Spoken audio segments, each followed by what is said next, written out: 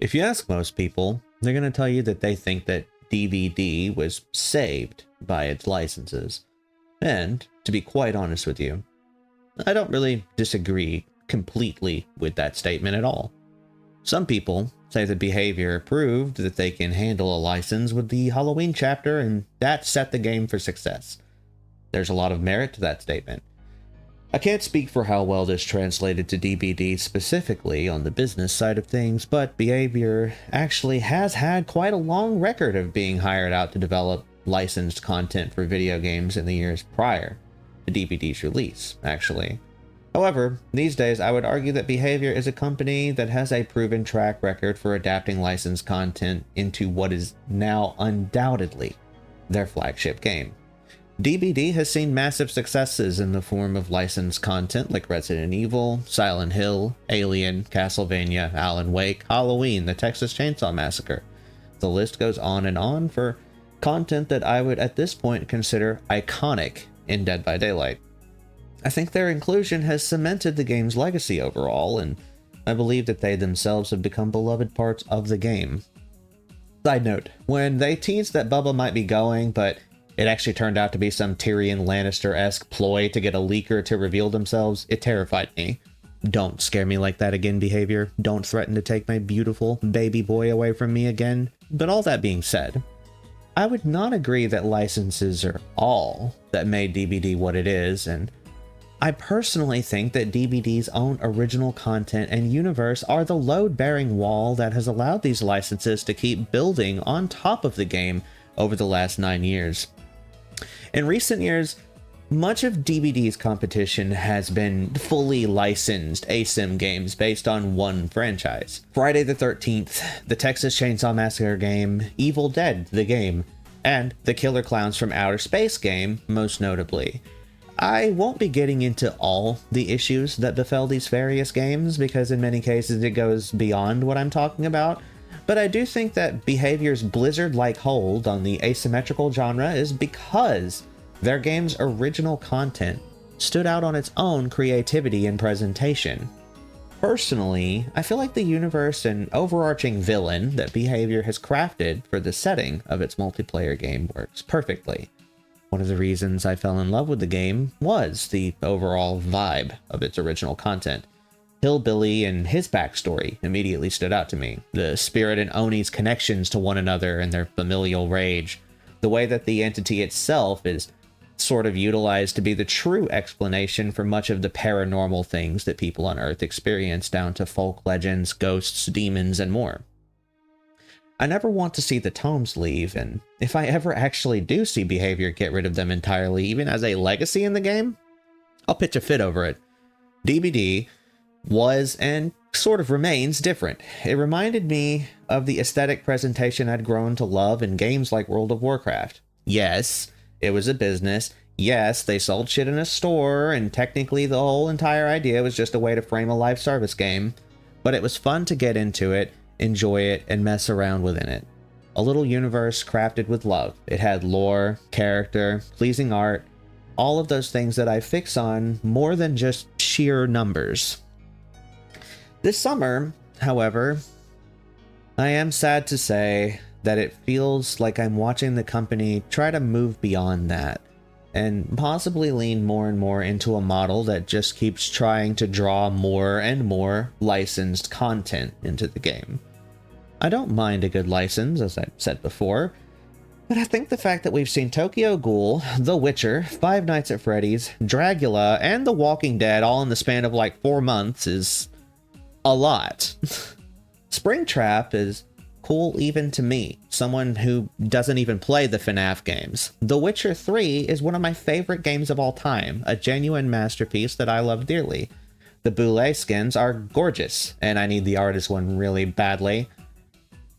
I'm just sad that we're only going to be getting one original killer this year before we're back to guessing which new franchise is coming into the fold, or whether or not it's a new chapter for an existing one like Resident Evil or Stranger Things.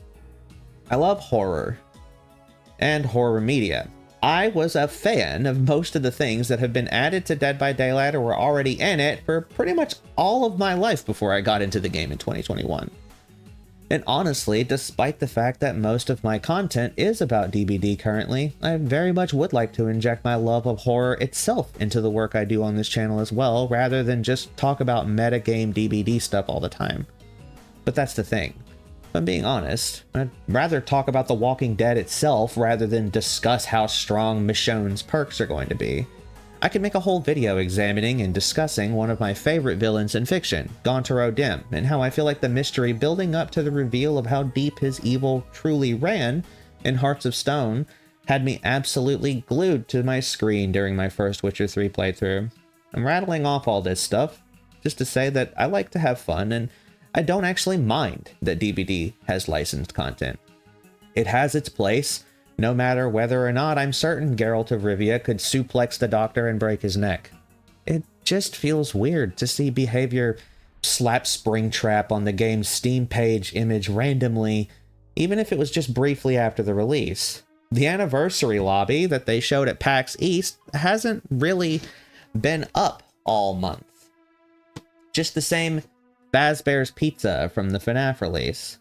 I guess on some level, I had just been hoping that they'd at least spend some time this summer celebrating the game they made, not just the franchises that they're putting into it. I'm excited for The Walking Dead. It looks neat and all. But at the same time, it's so weird to see iconic characters being added, only for it to be alongside nerfs to long-standing original killers like Knight and Clown. To be fair, those probably won't make it to live, but still. I don't want to see this weird little game that I fell in love with, and with its psychotic MK Ultra backstory shocking doctor and K-pop idol knife-throwing man being overshadowed by the titans of other franchises.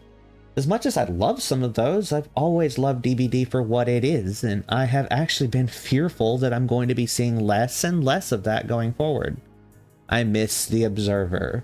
I miss the old dark Coldwind. Facing a hillbilly on Autohaven gives me a sense of nostalgia for back when I was brand new to the game and had no idea what the fuck was going on.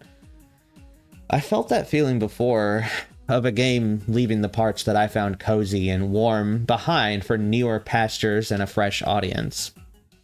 Thankfully, Blizzard lets old men like me play WoW Classic now, at least. There is at least some reason, though, to be excited about the future.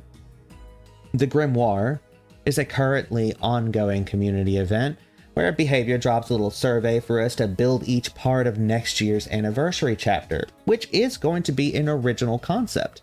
That will be the first original content anniversary after 2 years of anniversaries heavily featuring licenses, by the way.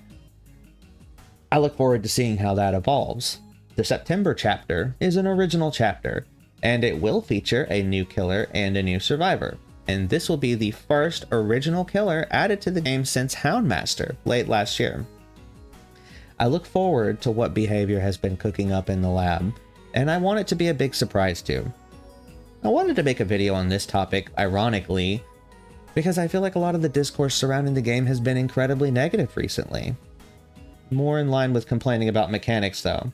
There's been a lot of debate about the upcoming perks, the aforementioned nerfs to Knight and Clown, the fact that a lot of killer players feel like the game is incredibly hard for them right now and only going to get harder.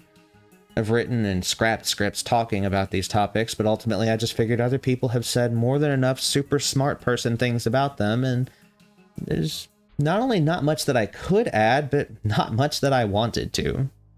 Lately, I've felt some of the negativity in the community getting to me more than usual, and I wanted to take a step back and talk about an anxiety of mine while focusing on my passion for the craft and charm of DBD. The numbers, buffs, nerfs, meta, and all that shit matters, but at least with me, it isn't everything. Sometimes you just like staring at a picture on the wall in Midwich, or discovering some weird little nook or asset in the map you never noticed before. DBD may be a buggy, live service game with balancing issues and a somewhat boisterous player base, but it's also a really special game with style, history, and a very solid foundation. And I would like for that foundation to stand out rather than be masked in the future. As always, this has been Skidzo. Thank you so much for watching, and please feel free to hit that subscribe button if you enjoyed this video. GG's well played. good luck in your next match, and see you next time. Peace.